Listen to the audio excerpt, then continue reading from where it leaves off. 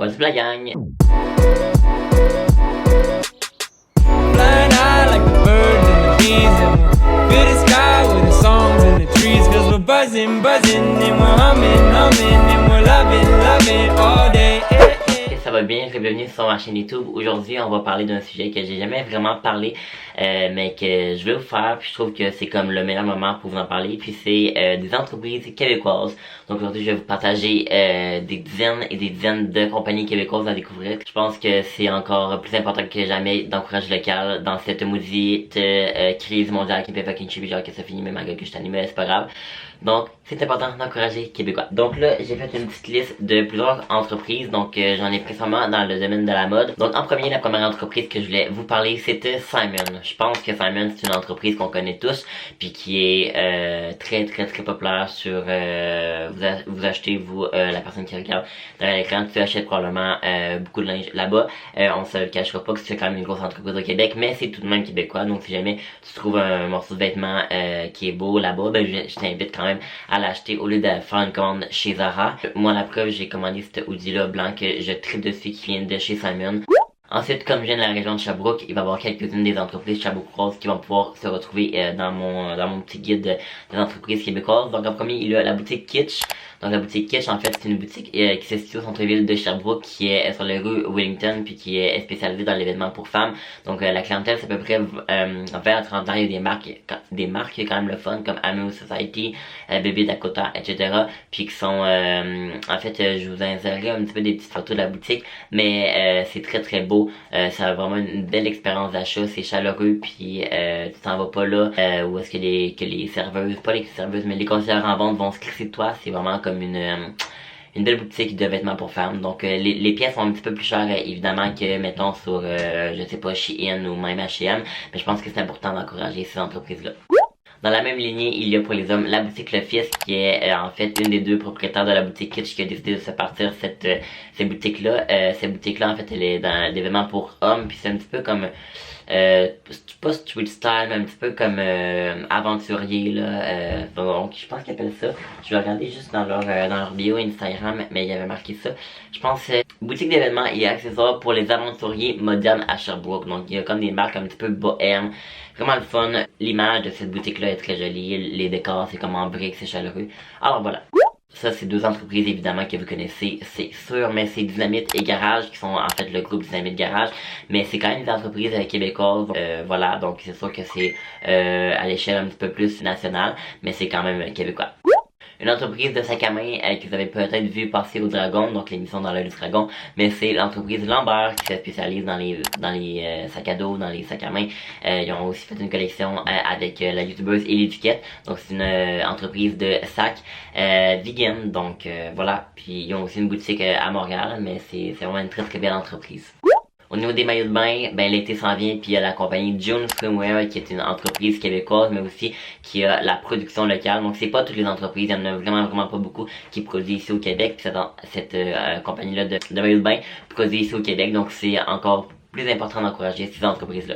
Encore à Sherbrooke, il y a la boutique de chaussures Pioza qui est vraiment une très belle boutique qui vend des Doc Martens, Steve Madden, du Michael Kors, donc vraiment des belles marques. Puis on peut acheter en ligne. Une des entreprises que j'aime le plus, c'est la compagnie #Chloé, qui est l'entreprise #Chloé. En fait, elle fait des t-shirts comme ça, puis des espèces de hoodies, des crewnecks, avec souvent avec l'effigie de certaines émissions. Il y en a de Harry Potter, il y en a de Stranger Things comme j'ai ici, que j'adore ces t-shirts là. Il y en a aussi de Gilmore Girl, il y en a vraiment de diverses séries, mais aussi pas juste ça, là, il y en a aussi des graphiques, des designs qu'elle fait elle-même. Fait que c'est une entreprise assez simple parce que c'est pas vraiment super extravagant, mais c'est des beaux t-shirts. Ce qui donne la valeur à cette entreprise-là, c'est vraiment la sérigraphie qui se retrouve sur ces vêtements-là. J'ai ensuite l'entreprise Atelier B, qui est une entreprise qui produit aussi à Montréal, donc qui est production locale, donc c'est des vêtements assez minimalistes, mais quand même assez trendy. Donc j'invite à aller jeter un petit coup d'œil dans cette boutique-là. Une autre entreprise québécoise puis qui fait de la production locale, c'est la compagnie Daily Story. Daily Story, c'est une compagnie qui est donc 100% fabriquée ici. Puis je dirais que ça c'est pour les femmes. En fait c'est pour les femmes, mais c'est spécialisé, pas spécialisé, mais vraiment plus centré vers des événements comme confortables, comme des t-shirts, des crewnecks, mais aussi comme je pense que vous avez peut-être vu passer sur les médias sociaux leur Sasha Twin Set, qui est une espèce de kit matchy, mais vraiment confortable en espèce de jogging sans être trop laid. Et où je vais rentrer.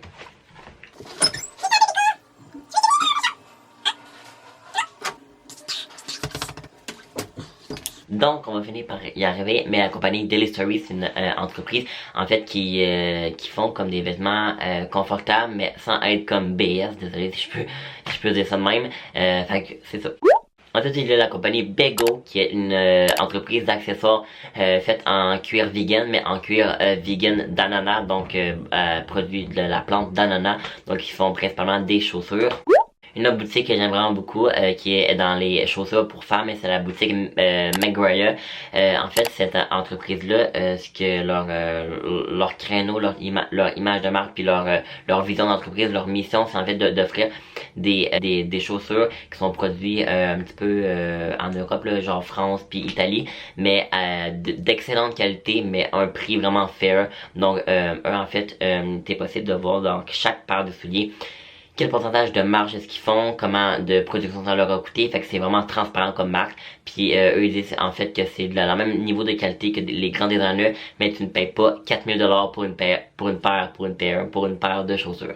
Ensuite, il y a l'entreprise A1 Wear, qui est une entreprise de vêtements de sport tenue par Sarah Bito, qui est une entreprise d'ici, une entrepreneur d'ici. Peut-être que vous la connaissez parce qu'elle fait aussi un petit peu de marketing d'influence, mais voilà, donc c'est une belle compagnie de vêtements de sport. Ensuite, il y a l'entreprise Sebo.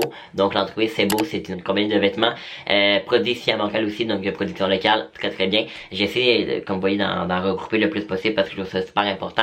Une belle valeur à avoir dans notre consommation d'achat. Puis, en fait, eux, ils produisent des vêtements basiques comme des t-shirts, puis pas mal des t-shirts, des tucs, puis je pense un petit peu des crewnecks. Donc, c'est vraiment vraiment basique, mais c'est toujours essentiel à avoir dans sa garde-robe.